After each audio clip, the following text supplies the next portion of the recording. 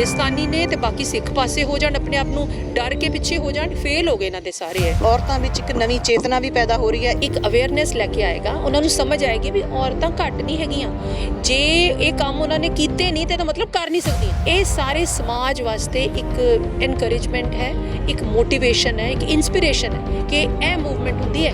ਹਾਲੇ ਤੱਕ ਤਾਂ ਅਸੀਂ ਕਿਤਾਬਾਂ 'ਚ ਹੀ ਪੜ੍ਹੀਆਂ ਸੀ। ਤੇ ਜਿਸ ਤਰ੍ਹਾਂ ਪੰਜਾਬ ਵਿੱਚ ਕਾਂਗਰਸ ਅਤੇ ਸ਼੍ਰੋਮਣੀ ਅਕਾਲੀ ਦਲ ਰਿਡੰਡੈਂਟ ਹੋ ਗਏ ਨੇ, ਜਿਹੜੇ ਸਿਆਸਤਦਾਨ ਨੇ ਉਹ ਫੋਲੋ ਕਰ ਰਹੇ ਇਹਨਾਂ ਨੂੰ। That is the best example. So ਇਸ ਕਰਕੇ ਸਿਆਸਤ ਦਾ ਰੁਖ ਵੀ ਬਦਲਣਾ ਪਏਗਾ। ਸਤਿ ਸ਼੍ਰੀ ਅਕਾਲ ਜੀ, ਟੀਵੀ ਪੰਜਾਬ ਲਈ ਮੈਂ ਦਵੀ ਦਵਿੰਦਰ ਕੌਰ। ਕਿਸਾਨ ਅੰਦੋਲਨ ਜੋ ਹੁਣ ਲੋਕ ਅੰਦੋਲਨ ਦਾ ਰੂਪ ਧਾਰਨ ਕਰ ਰਿਹਾ ਹੈ, ਹੌਲੀ ਹੌਲੀ 3 ਨਵੇਂ ਖੇਤੀ ਕਾਨੂੰਨਾਂ ਵਿਰੁੱਧ, ਪ੍ਰਦੂਸ਼ਣ ਰੋਕੂ ਕਾਨੂੰਨ ਅਤੇ ਬਿਜਲੀ ਸੋਧ ਬਿੱਲ ਵਿਰੁੱਧ ਜਿਸ ਤਰ੍ਹਾਂ ਕਿਸਾਨ ਉੱਠੇ ਤੇ ਹੋਰ ਲੋਕ ਹੋਰ ਹੌਲੀ ਹੌਲੀ ਉਹਨਾਂ ਨਾਲ ਰਲਦੇ ਗਏ ਤਾਂ ਬਹੁਤ ਵੱਡਾ ਕਾਫਲਾ ਬਣ ਗਿਆ ਹੈ। ਇਹਦੇ ਕੀ ਕਾਰਨ ਹਨ? ਇਹਦੇ ਵਿੱਚੋਂ ਕਿੰਨੀਆਂ ਤਹਿਾਂ, ਇਹਦੀਆਂ ਕਿੰਨੀਆਂ ਲੇਅਰਸ ਹੁਣ ਸਾਹਮਣੇ ਆ ਰਹੀਆਂ ਹਨ ਇਸ ਅੰਦੋਲਨ ਦੀਆਂ। ਤੇ ਜਿਸ ਤਰ੍ਹਾਂ ਕਿਸਾਨਾਂ ਨੇ ਜਾਂ ਆਮ ਲੋਕਾਂ ਨੇ ਤੇ ਮਜ਼ਦੂਰਾਂ ਨੇ ਇਕੱਲੀ ਸਰਕਾਰ ਦੀ ਨਹੀਂ ਬਲਕਿ ਕਾਰਪੋਰੇਟ ਸੰਸਾਰ ਦੀ ਸ਼ਨਾਖਤ ਕੀਤੀ ਹੈ ਤੇ ਉਹਨਾਂ ਨੂੰ ਜਾਪਦਾ ਹੈ ਕਿ ਕਾਰਪੋਰੇਟ ਉਹਨਾਂ ਦੇ ਬਹੁਤ ਵੱਡੇ ਦੁਸ਼ਮਣ ਹਨ ਤੇ ਉਹਨਾਂ ਨੇ ਇੱਕ ਤਰ੍ਹਾਂ ਦੀ ਮੁਨਾਫਾਖੋਰੀ ਦੇ ਵਿਰੁੱਧ ਜਿਸ ਤਰ੍ਹਾਂ ਇੱਕ ਮੁਹਿੰਮ ਵਿੱਢੀ ਹੈ ਅਤੇ ਦਿੱਲੀ ਦੇ ਦੁਆਲੇ ਮੋਰਚਾਬੰਦੀ ਕੀਤੀ ਹੋਈ ਹੈ। ਇਹ ਇੱਕ ਨਵੀਂ ਤਰ੍ਹਾਂ ਨਾਲ ਬੜਾ ਕੁਝ ਸਾਹਮਣੇ ਆ ਰਿਹਾ ਹੈ ਤੇ ਸਮਾਜਿਕ ਤੌਰ 'ਤੇ, ਆਰਥਿਕ ਤੌਰ 'ਤੇ ਅਤੇ ਸਿਆਸੀ ਤੌਰ 'ਤੇ ਇਹਦੇ ਕੀ ਮਾਇਨੇ ਨੇ। ਆਪਾਂ ਗੱਲ ਕਰਦੇ ਹਾਂ ਪੰਜਾਬ ਯੂਨੀਵਰਸਿਟੀ ਚੰਡੀਗੜ੍ਹ ਦੇ ਸੋਸ਼ੋਲੋਜੀ ਵਿਭਾਗ ਦੇ ਪ੍ਰੋਫੈਸਰ ਡਾਕਟਰ ਰਾਜੇਸ਼ ਗਿੱਲ ਹੋਰਾਂ ਨਾਲ।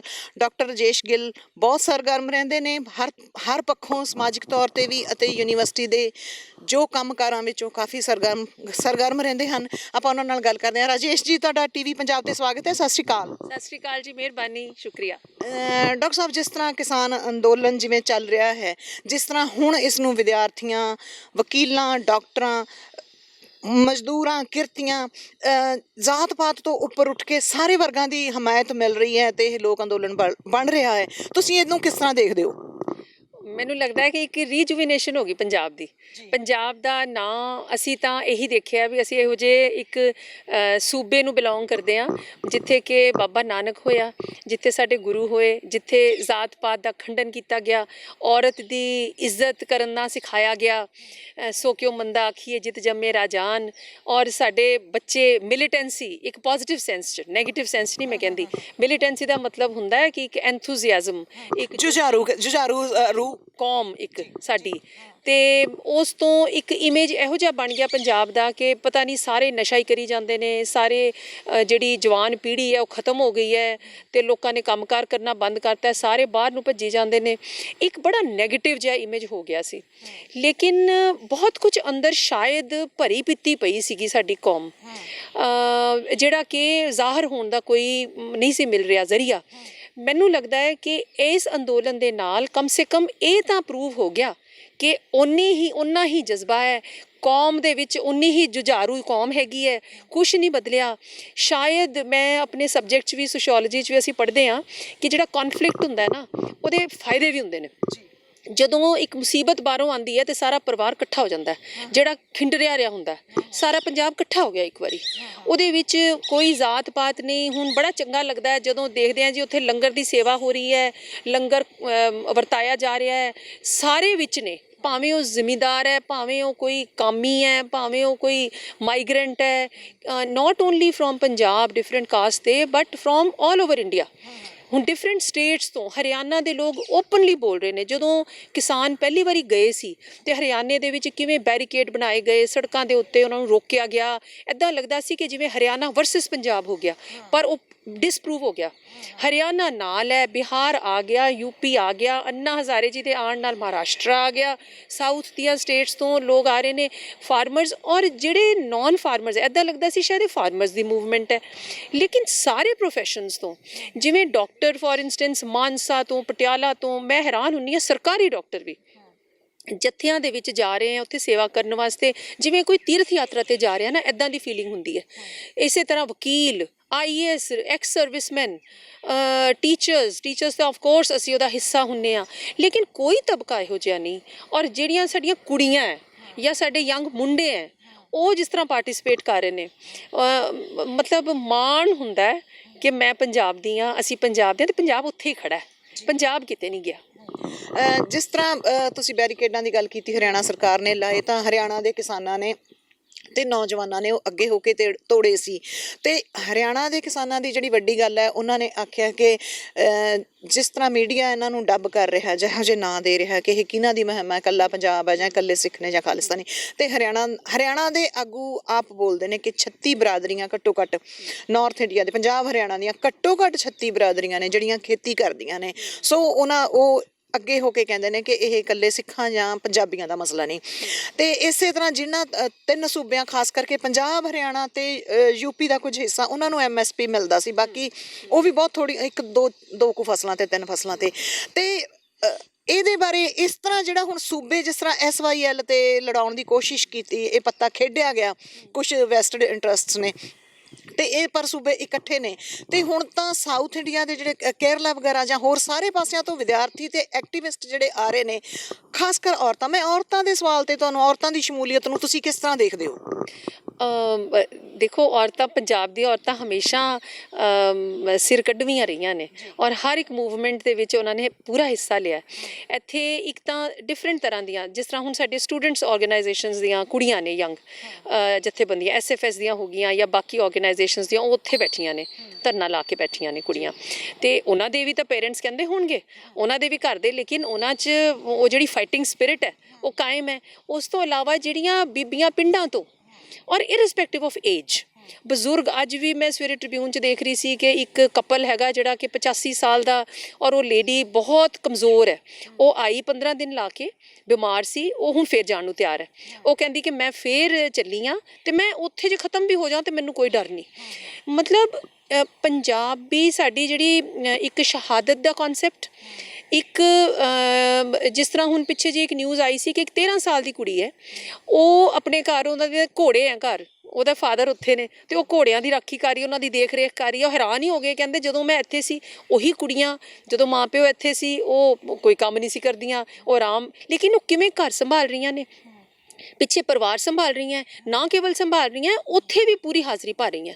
ਔਰ ਨਾ ਕੇਵਲ ਉਹ ਜਿਹੜੀ ਪ੍ਰੋਟੈਸਟ, ਜਿਵੇਂ ਬੋਲੀਆਂ ਪਾਣਾ, ਕਵਿਤਾ ਬੋਲਣੀਆਂ, ਇਕੱਠੇ ਹੋ ਕੇ ਜਾਗੋ ਕੱਢਣੀਆਂ, ਇਹ ਜਿਹੜਾ ਸਾਰੀ ਮੁਹਿੰਮ ਹੈ, ਇਹ ਔਰਤਾਂ ਦੇ ਸਿਰ 'ਤੇ, ਮਤਲਬ ਬਹੁਤ ਹੀ ਵਧੀਆ ਮਹਿਸੂਸ ਹੁੰਦਾ ਆਪਣੇ ਆਪ ਨੂੰ ਕਿ ਭਾਵੇਂ ਸਾਡੀ, ਠੀਕ ਹੈ, ਪੈਟਰੀਆਰਕਲ ਸੁਸਾਇਟੀ, ਅਸੀਂ ਕਹਿੰਦੇ ਹਾਂ ਪੰਜਾਬ ਦੀ ਪੈਟਰੀਆਰਕਲ ਸੁਸਾਇਟੀ ਹੈ, ਲੇਕਿਨ ਅੱਜ ਇਹਨਾਂ ਨੇ ਮਜਬੂਰ ਕਰਤਾ ਪੰਜਾਬੀਆਂ ਨੂੰ ਇਹ ਸਮਝਣ ਵਾਸਤੇ ਕਿ ਕੁੜੀਆਂ ਤੁਹਾਨੂੰ ਲੀਡ ਕਰ ਸਕਦੀਆਂ ਨੇ, ਬੀਬੀਆਂ ਤੁਹਾਨੂੰ ਲੀਡ ਕਰ ਸਕਦੀਆਂ ਨੇ, ਹਮੇਸ਼ਾ ਫੋਲੋਅਰਸ ਨਹੀਂ ਹੈਗੀਆਂ।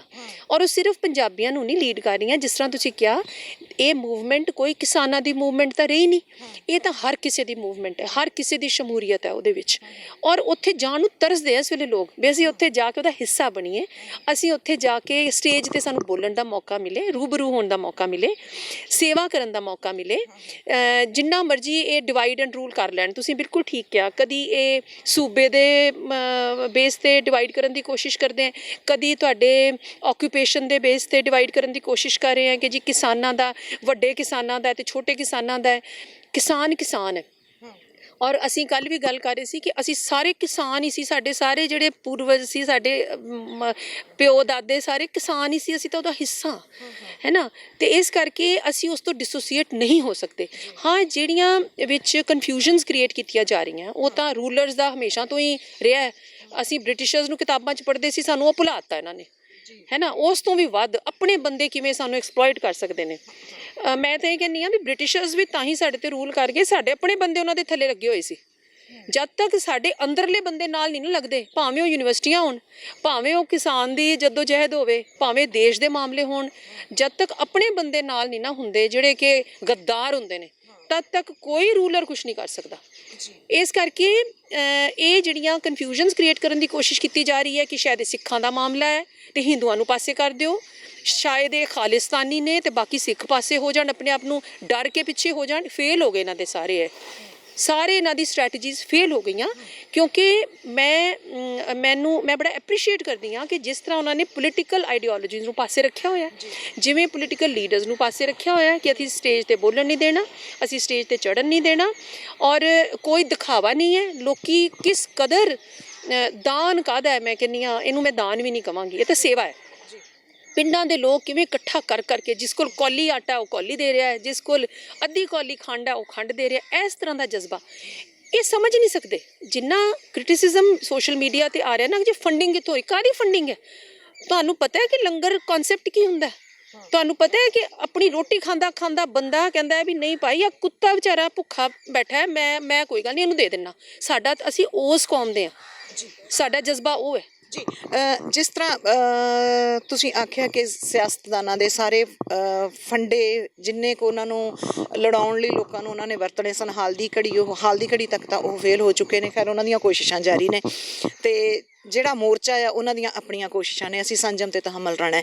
ਜਿਸ ਤਰ੍ਹਾਂ ਪੰਜਾਬ ਵਿੱਚ ਔਰਤਾਂ ਇਸ ਵੇਲੇ ਖੇਤਾਂ ਵਿੱਚ ਸਪਰੇਅ ਕਰ ਰਹੀਆਂ ਨੇ, ਖੇਤੀ ਨੂੰ ਸਾਂਭ ਰਹੀਆਂ ਨੇ, ਪਿਛਲੇ ਸਾਰੇ ਜਿਹੜੇ ਗੈਰ ਖੇਤੀ ਕਿੱਤੇ ਵਾਲੇ ਨੇ ਉਹ ਵੀ ਔਰਤਾਂ, ਉਹਨਾਂ ਦੇ ਬੰਦੇ ਜਿਹੜੇ ਗਏ ਹੋਏ ਨੇ ਉਹ ਆਪਣੇ ਕੰਮ ਧੰਦੇ ਸਾਂਭ ਰਹੀਆਂ ਨੇ, ਤਾਂ ਕੀ ਤੁਸੀਂ ਸਮਝਦੇ ਹੋ ਕਿ ਸਮਾਜ ਵਿਗਿਆਨ ਦੇ ਮੁਤਾਬਕ ਇਹ ਔਰਤਾਂ ਵਿੱਚ ਇੱਕ ਨਵੀਂ ਚੇਤਨਾ ਵੀ ਪੈਦਾ ਹੋ ਰਹੀ ਹੈ? ਇੱਕ ਕੁਝ ਲੋਕ ਕਿਉਂਕਿ ਉਹਨੂੰ ਵੱਖਰੇ ਰੂਪ ਵਿੱਚ ਫੈਮਿਨਿਸਟਿਕ ਕੋਣ ਤੋਂ ਵੀ ਦੇਖ ਰਹੇ ਨੇ ਕਿ ਉੱਥੇ ਔਰਤਾਂ ਦੀ ਸ਼ਮੂਲੀਅਤ ਐ ਹੋਣੀ ਚਾਹੀਦੀ ਹੈ, ਕੁਝ ਵਿਦਵਾਨ ਔਰਤਾਂ ਵੀ ਜਿਨ੍ਹਾਂ 'ਚ ਸ਼ਾਮਲ ਨੇ। ਕੀ ਤੁਸੀਂ ਦੇਖਦੇ ਹੋ ਕਿ ਇਹ ਨਵੀਂ ਚੇਤਨਾ ਲੈ ਕੇ ਆਏਗਾ ਇਹ ਅੰਦੋਲਨ ਕਈ ਪਰਤਾਂ ਵਿੱਚ? ਇਹ ਸਿਰਫ ਚੇਤਨਾ ਨਹੀਂ, ਔਰ ਸਿਰਫ ਔਰਤਾਂ ਵਿੱਚ ਚੇਤਨਾ ਨਹੀਂ, ਇਹ ਸਾਰੇ ਸਮਾਜ ਵਿੱਚ ਇੱਕ ਅਵੇਅਰਨੈਸ ਲੈ ਕੇ ਆਏਗਾ। ਉਹਨਾਂ ਨੂੰ ਸਮਝ ਆਏਗੀ ਵੀ ਔਰਤਾਂ ਘੱਟ ਨਹੀਂ ਹੈਗੀਆਂ। ਜੇ ਇਹ ਕੰਮ ਉਹਨਾਂ ਨੇ ਕੀਤੇ ਨਹੀਂ ਤੇ ਇਹਦਾ ਮਤਲਬ ਕਰ ਨਹੀਂ ਸਕਦੀਆਂ। ਤੁਸੀਂ ਉਹਨਾਂ ਨੂੰ ਓਪਰਚੁਨਿਟੀ ਤਾਂ ਦਿਓ। ਕੋਈ ਵੀ ਕੰਮ ਇਹੋ ਜਿਹਾ ਨਹੀਂ ਜਿਹੜਾ ਔਰਤਾਂ ਨਹੀਂ ਕਰ ਸਕਦੀਆਂ, ਇਹ ਤਾਂ ਉਹ ਪ੍ਰੂਵ ਕਰ ਚੁੱਕੀਆਂ ਨੇ। ਤੇ ਜੇ ਖੇਤਾਂ ਦੇ ਵਿੱਚ ਈਵਨ ਮੈਨੂਅਲ ਲੇਬਰ ਹੈ, ਇਹ ਤਾਂ ਇੰਟਰਨੈਸ਼ਨਲੀ ਸਟੱਡੀਜ਼ ਸ਼ੋ ਕਰਦੀਆਂ ਹੈ। ਬਹੁਤ ਸਾਰੀਆਂ ਸੁਸਾਇਟੀਆਂ ਅਫਰੀਕਨ ਕੰਟੀਨੈਂਟ ਦੇ ਵਿੱਚ ਦੇਖ ਲਓ ਕਿ ਜਿੱਥੇ ਔਰਤਾਂ ਇੰਨਾ ਸਖਤ ਕੰਮ ਕਰਦੀਆਂ ਖੇਤਾਂ ਦੇ ਵਿੱਚ ਵੀ, ਬਾਕੀ ਵੀ, ਉਹਨਾਂ ਦੀ ਬਾਡੀ ਵੀ ਇੱਦਾਂ ਦੀ ਹੋ ਜਾਂਦੀ ਹੈ, ਮਸਕੂਲਰ ਹੋ ਜਾਂਦੀ ਹੈ। ਤੇ ਇਹ ਤਾਂ ਕੁੜੀਆਂ ਵਾਸਤੇ ਵੀ ਬਹੁਤ ਚੰਗਾ ਹੈ ਕਿ ਕਮ ਸੇ ਕਮ ਉਹਨਾਂ ਨੂੰ ਪਤਾ ਲੱਗੇ ਵੀ ਕੋਈ ਦੁਨੀਆ ਦਾ ਇਹ ਕੰਮ ਨਹੀਂ ਹੈ ਜਿਹੜਾ ਅਸੀਂ ਨਹੀਂ ਕਰ ਸਕਦੀਆਂ। ਅਸੀਂ ਘਰ ਵੀ ਸੰਭਾਲ ਸਕਦੀਆਂ, ਅਸੀਂ ਖੇਤਾਂ 'ਚ ਵੀ ਕੰਮ ਕਰ ਸਕਦੀਆਂ, ਅਸੀਂ ਟਰੈਕਟਰ ਵੀ ਚਲਾ ਸਕਦੀਆਂ, ਅਸੀਂ ਕੰਬਾਈਨ ਵੀ ਚਲਾ ਸਕਦੀਆਂ। ਔਰ ਜਿਹੜੇ ਪੇਰੈਂਟਸ ਨੇ ਉਹਨਾਂ ਨੂੰ ਸ਼ਾਇਦ ਧੀਆਂ ਦੀ ਕਦਰ ਵੀ ਆ ਜਾਵੇ। ਜਿਹੜੇ ਪੰਜਾਬ ਦੇ ਵਿੱਚ ਮੈਨੂੰ ਬੜਾ ਅਫਸੋਸ ਹੁੰਦਾ ਹੈ ਕਿ ਧੀਆਂ ਪੁੱਤਰਾਂ 'ਚ ਹਲੇ ਵੀ ਬੜਾ ਵਿਤਕਰਾ ਸਮਝਿਆ ਜਾਂਦਾ ਵੀ ਮੇਰਾ ਮੁੰਡਾ ਹੈ ਜੀ, ਮੁੰਡਾ ਕਿਉਂ ਚਾਹੀਦਾ ਜੀ? ਮੇਰੇ ਬੁਢਾਪੇ ਦਾ ਸਹਾਰਾ ਬਣੇਗਾ, ਮੇਰੀ ਲਾਠੀ ਬਣੇਗਾ, ਭਾਵੇਂ ਜੁੱਤੀਆਂ ਮਾਰੇ। ਤੇ ਕੁੜੀਆਂ ਨਹੀਂ ਚਾਹੀਦੀਆਂ, ਕਿਉਂਕਿ ਜੀ ਕੁੜੀਆਂ ਦਾ ਤੇ ਜੀ ਵਿਆਹ ਕਰਨਾ ਬਸ, ਕੁੜੀਆਂ ਕਿਸੇ ਕੰਮ ਦੀਆਂ ਨਹੀਂ, ਦੂਜੇ ਘਰ ਚਲੇ ਜਾਣਾ, ਉਹਨਾਂ ਨੇ ਸਾਨੂੰ ਕੀ ਦੇਣਾ। ਕਮ ਸੇ ਕਮ ਇਹ ਬਹੁਤ ਇੱਕ ਵੱਡੀ ਦੇਣ ਹੋਏਗੀ ਜਿਹਦੇ ਨਾਲ ਲੋਕਾਂ ਦੀਆਂ ਅੱਖਾਂ ਖੁੱਲਣਗੀਆਂ ਕਿ ਬਈ ਜਿਹੜੀਆਂ ਧੀਆਂ ਨੇ ਉਹ ਵੀ ਦੇ ਆਰ ਕੇਪੇਬਲ, ਸਾਰਾ ਕੁਛ ਕਰ ਸਕਦੀਆਂ ਨੇ, ਲੇਕਿਨ ਉਹਨਾਂ ਨੂੰ ਮੌਕੇ ਨਹੀਂ ਸ਼ਾਇਦ ਤੁਸੀਂ ਦਿੰਦੇ। ਤੇ ਸ਼ਾਇਦ ਕੁਦਰਤ ਨੇ ਮੌਕਾ ਦਿੱਤਾ ਹੈ, ਕੁਦਰਤ ਨੇ ਮੌਕਾ ਦਿੱਤਾ ਹੈ, ਔਰ ਕੁਦਰਤ ਚਾਹੁੰਦੀ ਹੈ ਕਿ ਸਾਰੇ ਸਮਾਜ ਦੀਆਂ ਅੱਖਾਂ ਖੁੱਲਣ ਕਿ ਬਈ ਧੀਆਂ ਪੁੱਤਰਾਂ 'ਚ ਫਰਕ ਕਰਨਾ ਬੰਦ ਕਰੋ। ਜਿਸ ਤਰ੍ਹਾਂ COVID-19 ਦੇ ਦਿਨਾਂ ਵਿੱਚ ਸਰਕਾਰ ਇਹ ਚੁੱਪ ਚੁਪੀਤੇ ਕਾਹਲੀ ਵਿੱਚ ਲੈ ਕੇ ਆਈ ਸੀ ਇਹ ਤਿੰਨੇ ਆਰਡੀਨੈਂਸ 5 ਜੂਨ ਨੂੰ, ਤੇ ਕਿਸਾਨਾਂ ਦਾ ਪੱਖ ਵੀ ਨਹੀਂ ਜਾਣਿਆ ਗਿਆ, ਤੇ ਹੁਣ ਕਿਸਾਨਾਂ ਨੂੰ ਵਾਰ-ਵਾਰ ਦੱਸਿਆ ਜਾ ਰਿਹਾ ਕਿ ਇਹ ਉਹਨਾਂ ਲਈ ਲਾਹੇਵੰਦ ਨੇ। ਇੱਕ ਪਾਸੇ ਸਰਕਾਰ ਉਹਨਾਂ ਨਾਲ ਗੱਲ ਕਰ ਰਹੀ ਹੈ ਤੇ ਦੂਜੇ ਪਾਸੇ ਪ੍ਰਧਾਨ ਮੰਤਰੀ ਵਰਚੁਅਲ ਮੀਟਿੰਗਾਂ ਕਰ ਰਹੇ ਨੇ ਵੱਖ-ਵੱਖ ਵਰਗਾਂ ਦੇ ਕਿਸਾਨਾਂ ਨਾਲ, ਆਪਣੇ ਸਰਕਾਰੀ ਅਦਾਰਿਆਂ KVKs ਨੂੰ, ਜਿਹੜੇ ਕ੍ਰਿਸ਼ੀ ਵਿਗਿਆਨ ਕੇਂਦਰਸ ਨੇ ਹਨਾ, ਉਹਨਾਂ ਦੇ ਮੁਲਾਜ਼ਮਾਂ ਨੂੰ ਵੀ ਆਖਿਆ ਜਾ ਰਿਹਾ, ਕੰਮ ਲਾਇਆ ਜਾ ਰਿਹਾ ਹੈ।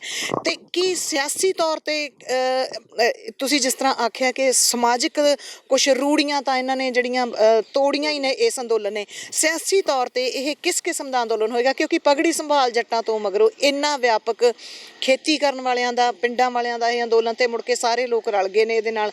ਕੀ ਇਹ ਸਿਆਸੀ ਚੇਤਨਤਾ ਤੁਹਾਡੇ ਮੁਤਾਬਕ ਕਿਸ ਪੱਧਰ ਤੱਕ ਲੈ ਕੇ ਆਏਗਾ? ਦੇਖੋ, ਇਹ ਜਿਹੜਾ ਕਿਸਾਨ ਅੰਦੋਲਨ ਹੈ ਨਾ, ਇਹਨੇ ਲੋਕਾਂ ਨੂੰ ਬੜਾ ਇਨਕਰੇਜ ਕੀਤਾ। ਅਸੀਂ ਯੂਨੀਵਰਸਿਟੀ ਦੇ ਵਿੱਚ ਸਾਡੀ ਐਸੋਸੀਏਸ਼ਨ ਇੱਕ ਐਜੀਟੇਸ਼ਨ ਕਰ ਰਹੀ, ਜਿਹੜਾ ਕਿ ਇੱਕ ਛੋਟਾ ਜਿਹਾ ਐਜੀਟੇਸ਼ਨ ਹੈ ਇਨ ਕੰਪੈਰੀਜ਼ਨ ਟੂ ਕਿਸਾਨ ਅੰਦੋਲਨ, ਪਰ ਅਸੀਂ ਰੋਜ਼ ਇੰਸਪੀਰੇਸ਼ਨ ਲੈਂਦੇ ਹਾਂ ਉੱਥੋਂ। ਸਾਨੂੰ ਵੀ ਇੰਸਪੀਰੇਸ਼ਨ ਆਉਂਦੀ ਹੈ ਕਿ ਜੇ ਉਹ ਲੋਕ ਉੱਥੇ ਇੰਨੀ ਠੰਡ 'ਚ ਬੈਠ ਕੇ ਔਰ ਲੜ ਸਕਦੇ ਨੇ, ਪਤਾ ਨਹੀਂ ਘਰ 'ਚ ਰੋਟੀ ਵੀ ਹੈ ਕਿ ਨਹੀਂ, ਚੁੱਲ੍ਹਾ ਵੀ ਬਲ ਰਿਹਾ ਕਿ ਨਹੀਂ, ਘਰ 'ਚ ਕੋਈ ਬਿਮਾਰ ਹੈ, ਕਿਸੇ ਨੂੰ ਕੋਈ ਤਕਲੀਫ ਹੈ, ਕੋਈ ਪਰਵਾਹ ਨਹੀਂ, ਉੱਥੇ ਬੈਠੇ ਨੇ ਔਰ ਕੋਈ ਕੰਪਲੇਂਟ ਨਹੀਂ ਕਰਦਾ। ਕਿਸੇ ਨੇ ਸ਼ਿਕਾਇਤ ਨਹੀਂ ਕੀਤੀ ਕਿ ਮੈਂ ਠੰਡ ਲੱਗ ਗਈ, ਮੈਨੂੰ ਰੋਟੀ ਨਹੀਂ ਮਿਲੀ, ਮੈਨੂੰ ਬਿਸਤਰਾ ਨਹੀਂ ਮਿਲਿਆ, ਕਿਸੇ ਨੇ ਹਾਲੇ ਤੱਕ ਸ਼ਿਕਾਇਤ ਨਹੀਂ ਕੀਤੀ। ਇਹ ਸਾਰੇ ਸਮਾਜ ਵਾਸਤੇ ਇੱਕ ਇਨਕਰੇਜਮੈਂਟ ਹੈ, ਇੱਕ ਮੋਟੀਵੇਸ਼ਨ ਹੈ, ਇੱਕ ਇੰਸਪੀਰੇਸ਼ਨ ਹੈ ਕਿ ਇਹ ਮੂਵਮੈਂਟ ਹੁੰਦੀ ਹੈ। ਹਾਲੇ ਤੱਕ ਤਾਂ ਅਸੀਂ ਕਿਤਾਬਾਂ 'ਚ ਹੀ ਪੜ੍ਹੀਆਂ ਸੀ, ਮੈਂ ਵੀ ਪੜ੍ਹਾਈਆਂ ਹੈ ਸੋਸ਼ਲ ਮੂਵਮੈਂਟਸ ਕੀ ਹੁੰਦੀਆਂ, ਲੇਕਿਨ ਕਿਤਾਬਾਂ 'ਚ ਪੜ੍ਹੀਆਂ ਸੀ, ਲੇਕਿਨ ਵੇਖੀ ਹੁਣ ਹੈ ਕਿ ਆਹ ਹੁੰਦੀ ਹੈ ਮੂਵਮੈਂਟ। ਔਰ ਤੁਸੀਂ ਠੀਕ ਕਿਹਾ, ਪਤਾ ਨਹੀਂ ਕਿੰਨੀਆਂ ਸਦੀਆਂ ਬਾਅਦ ਇਹੋ ਜਿਹੀ ਮੂਵਮੈਂਟ ਆਈ ਹੈ। ਔਰ ਜਿਹੜੇ ਲੋਕ ਵੀ ਦੇਖਦੇ ਆ ਵੀ ਇਹੋ ਜਿਹੀ ਠੰਡ ਦੇ ਵਿੱਚ ਕਿਵੇਂ ਉਹ ਸਾਰੇ ਬੈਠੇ ਨੇ, ਔਰ ਉਸੇ ਜਜ਼ਬੇ ਨਾਲ ਉਹ ਕਹਿੰਦੇ ਜੀ ਸ਼ਾਇਦ ਉੱਥੇ ਪਤਾ ਨਹੀਂ ਪਰਮਾਤਮਾ ਦੀ ਮਿਹਰ ਹੈ, ਮਿਹਰ ਹੀ ਹੈ ਹੈ ਨਾ, ਕਿਸੇ ਚੀਜ਼ ਦੀ ਕਮੀ ਨਹੀਂ ਹੈਗੀ, ਉਹਨੂੰ ਵੀ ਲੋਕਾਂ ਨੂੰ ਜਰਿਆ ਨਹੀਂ ਜਾਂਦਾ ਵੀ ਉਹ ਖਾ ਕਿਉਂ ਰਹੇ ਨੇ, ਉਹ ਭੁੱਖੇ ਕਿਉਂ ਨਹੀਂ ਮਰ ਰਹੇ, ਉਹ ਬਿਮਾਰ ਕਿਉਂ ਨਹੀਂ ਹੋ ਰਹੇ, ਉੱਥੇ ਸੇਵਾ ਕਿਉਂ ਹੋ ਰਹੀ ਹੈ। ਹੁਣ ਉੱਥੇ ਲੰਗਰ ਹੈ ਤੇ ਕਿਤਾਬਾਂ ਦੇ ਵੀ ਲੰਗਰ ਹੈ ਜੀ, ਕਿਤਾਬਾਂ ਵੀ ਪੜ੍ਹ ਰਹੇ ਆ ਬੱਚੇ, ਤੇ ਐਪਰੀਸ਼ੀਏਟ ਕਰਨਾ ਵੀ ਸਿੱਖਣਾ ਚਾਹੀਦਾ। ਮੈਂ ਕਹਿੰਦੀ ਹਾਂ ਜੇ ਸਾਡੀ ਸਿਵਲਾਈਜ਼ ਸੁਸਾਇਟੀ ਹੈ, ਅਸੀਂ ਇੰਨੀ ਲਿਟਰੇਟ ਸੁਸਾਇਟੀ ਹੈ, ਐਪਰੀਸ਼ੀਏਟ ਕਰ ਲਓ, ਕਿਸੇ ਵੀ ਪਾਰਟੀ ਦੇ ਹੋਵੋ, ਆਪੋਜੀਸ਼ਨ ਪਾਰਟੀ ਦੇ ਹੀ ਹੋਵੋ, ਥੋੜਾ ਜਿਹਾ ਦਿਲ ਵੱਡਾ ਕਰੋ, ਜਿਹੜੀ ਚੀਜ਼ ਐਪਰੀਸ਼ੀਏਟ ਕਰਨ ਵਾਲੀ ਹੈ ਐਪਰੀਸ਼ੀਏਟ ਕਰੋ, ਹੈ ਨਾ। ਸੋ ਇਸ ਕਰਕੇ ਇੱਕ ਬਹੁਤ ਵੱਡੀ ਐਗਜ਼ਾਮਪਲ ਸਾਰੀ ਦੁਨੀਆ ਨੂੰ ਮਿਲੀ ਹੈ ਐਮੂਲੇਟ ਕਰਨ ਵਾਸਤੇ। ਜੀ ਆਖਰੀ ਸਵਾਲ ਕਿ ਜਿਸ ਤਰ੍ਹਾਂ ਸਿਆਸੀ ਧਿਰਾਂ ਖਾਸ ਕਰਕੇ ਪੰਜਾਬ ਤੋਂ ਜਦੋਂ ਕਿਸਾਨਾਂ ਨੇ ਬਹੁਤ ਜ਼ੋਰ ਲਾਇਆ, ਪੰਜਾਬ ਵਿੱਚ ਵੱਖ-ਵੱਖ ਥਾਵਾਂ ਤੇ ਬੈਠ ਕੇ ਧਰਨੇ ਲਾਏ ਤੇ ਸਿਆਸਤਦਾਨਾਂ ਨੂੰ ਦਖਲ ਨਹੀਂ ਹੋਣ ਦਿੱਤਾ, ਆਪਣੇ ਸਾਰੇ ਕਾਸੇ ਵਿੱਚ ਦਖਲਅੰਦਾਜ਼ੀ ਨਹੀਂ ਕਰਨ ਦਿੱਤੀ, ਤੇ ਜਿਸ ਤਰ੍ਹਾਂ ਪੰਜਾਬ ਵਿੱਚ ਕਾਂਗਰਸ ਅਤੇ ਸ਼੍ਰੋਮਣੀ ਅਕਾਲੀ ਦਲ ਰਿਡੰਡੈਂਟ ਹੋ ਗਏ ਨੇ ਇਸ ਮੁਹਿੰਮ ਕਰਕੇ, ਇਸ ਮੋਰਚੇਬੰਦੀ ਕਰਕੇ, ਕਿਸਾਨਾਂ ਦੇ ਅੰਦੋਲਨ ਕਰਕੇ, ਤੇ ਕੀ ਸਿਆਸਤਦਾਨਾਂ ਨੂੰ ਕੋਈ ਸਬਕ ਮਿਲੇਗਾ ਜਾਂ ਤੁਸੀਂ ਸੋਚਦੇ ਹੋ ਕਿ ਉਹਨਾਂ ਨੂੰ ਤੁਸੀਂ ਕੀ ਸੁਨੇਹਾ ਦੇ ਸਕਦੇ ਹੋ ਇਸ ਅੰਦੋਲਨ ਤੋਂ, ਉਹਨਾਂ ਨੂੰ ਕੀ ਸਿੱਖਣਾ ਚਾਹੀਦਾ? ਸਿਆਸਤਦਾਨਾਂ ਨੂੰ ਇਹ ਹੁਣ ਸਬਕ ਮਿਲਣਾ ਚਾਹੀਦਾ ਹੈ ਕਿ ਤੁਹਾਡੀ ਸਿਆਸਤਾਂ ਉੱਦਾਂ ਨਹੀਂ ਚੱਲਣਗੀਆਂ। ਲੋਕੀ ਬੇਵਕੂਫ ਨਹੀਂ ਹੈਗੇ, ਲੋਕ ਬਹੁਤ ਸਮਝਦਾਰ ਨੇ, ਲੋਕੀ ਸਾਰਾ ਕੁਝ ਸਮਝਦੇ ਨੇ। ਉਹ ਇੰਨੇ ਡਿਸਗਰੰਟਲ ਹੋ ਚੁੱਕੇ ਨੇ ਤੁਹਾਡੀ ਪੋਲੀਟੀਕਲ ਗਿਮਿਕਸ ਤੋਂ ਕਿ ਤੁਹਾਨੂੰ ਪਾਸੇ ਰੱਖਣਾ ਚਾਹੁੰਦੇ ਨੇ। ਉਹ ਕਹਿੰਦੇ ਤੁਸੀਂ ਪਾਸੇ ਆ ਕੇ ਬੈਠ ਜਾਓ, ਅਸੀਂ ਆਪੇ ਸਾਂਭ ਲਾਂਗੇ। ਤੁਸੀਂ ਉਹਨਾਂ ਨੂੰ ਫੋਲੋ ਕਰ ਰਹੇ ਹੋ, ਜਿਹੜੇ ਸਿਆਸਤਦਾਨ ਨੇ ਉਹ ਫੋਲੋ ਕਰ ਰਹੇ ਇਹਨਾਂ ਨੂੰ। That is the best example. So ਇਸ ਕਰਕੇ ਸਿਆਸਤ ਦਾ ਰੁਖ ਵੀ ਬਦਲਣਾ ਪਏਗਾ, ਸਿਆਸਤ ਦਾ ਤੌਰ ਤਰੀਕੇ ਵੀ ਬਦਲਣੇ ਪੈਣਗੇ, ਕਿਉਂਕਿ ਇਹ ਬੜੀ ਜਾਗਰੂਕ ਇੱਕ ਸਾਡੀ ਸੁਸਾਇਟੀ ਹੈ ਔਰ ਉਹਨਾਂ ਨੇ ਜੋ ਇਹ ਮਾਡਲ ਪੈਦਾ ਕੀਤਾ ਉਹਦੇ 'ਚ ਕੋਈ ਵੀ ਪੋਲੀਟੀਕਲ ਪਾਰਟੀ ਨਹੀਂ ਫਿੱਟ ਹੁੰਦੀ ਜੀ। So doctor professor Rajesh Gill ਹੋਰਾਂ ਨੇ ਆਖਿਆ ਕਿ ਸਿਆਸਤਦਾਨਾਂ ਨੂੰ ਹੁਣ ਇਸ ਅੰਦੋਲਨ ਵਿੱਚ ਭਾਗ ਲੈ ਰਹੇ ਅੰਦੋਲਨਕਾਰੀਆਂ ਨੂੰ ਫੋਲੋ ਕਰਨਾ ਪਏਗਾ, ਉਹਨਾਂ ਦਾ ਸੰਜਮ, ਤਹੱਮਲ ਅਤੇ ਉਹਨਾਂ ਦਾ ਜੋ ਲੋਕ ਪੱਖੀ ਚਿਹਰਾ ਹੈ। ਹੁਣ ਸਿਆਸਤਦਾਨ ਆਪਣਾ ਪਖੰਡ ਜਾਂ ਗਿਮਿਕਸ ਜਿਸ ਤਰ੍ਹਾਂ ਇਹਨਾਂ ਨੇ ਆਖਿਆ ਕਿ ਲੈ ਕੇ ਨਹੀਂ ਚੱਲ ਸਕਣਗੇ, ਉਹਨਾਂ ਨੂੰ ਲੋਕਾਂ ਬਾਰੇ ਸੋਚਣਾ ਪਏਗਾ ਤੇ ਜੋ ਇੱਕ ਸਰਕਾਰ ਦੇ ਜਾਂ ਆਗੂ ਦੇ ਫਰਜ਼ ਹੁੰਦੇ ਨੇ ਉਹ ਨਿਭਾਉਣੇ ਪੈਣਗੇ। ਰਾਜੇਸ਼ ਗਿੱਲ ਜੀ, ਤੁਸੀਂ ਸਾਨੂੰ ਸਾਡੇ ਟੀਵੀ ਪੰਜਾਬ ਨੂੰ ਇੰਨਾ ਸਮਾਂ ਦਿੱਤਾ ਤੇ ਅੱਗੇ ਤੋਂ ਵੀ ਅਸੀਂ ਤੁਹਾਡੇ ਨਾਲ ਗੱਲਬਾਤ ਦਾ ਸਿਲਸਿਲਾ ਜਾਰੀ ਰੱਖਾਂਗੇ। ਹਾਲ ਦੀ ਘੜੀ ਸ਼ੁਕਰੀਆ, ਬਹੁਤ ਮਿਹਰਬਾਨੀ ਜੀ। ਸ਼ੁਕਰੀਆ ਜੀ, ਸਤਿ ਸ਼੍ਰੀ ਅਕਾਲ ਜੀ। ਸਤਿ ਸ਼੍ਰੀ ਅਕਾਲ ਜੀ, ਮੈਂ ਨਿਰਮਲ ਮਾਨ ਪੂਰਾ ਟੈਕਸ ਸੈਟਲਮੈਂਟ ਤੋਂ। ਇਹ ਤੁਸੀਂ ਵੀਡੀਓ ਦੇਖ ਰਹੇ ਸੀ ਟੀਵੀ ਪੰਜਾਬ ਦੇ ਉੱਤੇ। ਇਹੋ ਜਿਹੇ ਹੋਰ ਜਾਣਕਾਰੀ ਭਰਪੂਰ ਵੀਡੀਓ ਦੇਖਣ ਵਾਸਤੇ ਟੀਵੀ ਪੰਜਾਬ ਦੇ ਚੈਨਲ ਨੂੰ ਸਬਸਕ੍ਰਾਈਬ ਕਰੋ ਤੇ ਨਾਲ ਹੇਠ ਦਿੱਤੇ ਹੋਏ ਬੈਲ ਆਈਕਨ ਦੇ ਬਟਨ ਦਬਾਓ। ਸਤਿ ਸ਼੍ਰੀ ਅਕਾਲ।